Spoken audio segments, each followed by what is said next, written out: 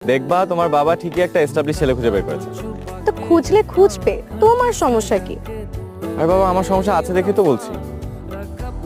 তোমার যদি এত সমস্যা থাকে তাহলে আমার বাবার সাথে দেখা করো, দেখা করে বিয়ের প্রস্তাব দাও। নাকি সেই সাহসও নেই? মানে তুমি বলতে চাচ্ছ যে তোমার বাবার কাছে বিয়ের প্রস্তাব নিয়ে যাব? তুমি কি গাধা? কিছু বুঝো না?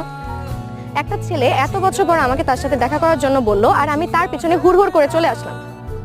আসলে সেদিনকার সেই না বলা কথাগুলো বলি বলি করে বলা হয়নি। যা বলার সরাসরি বলো। I love you.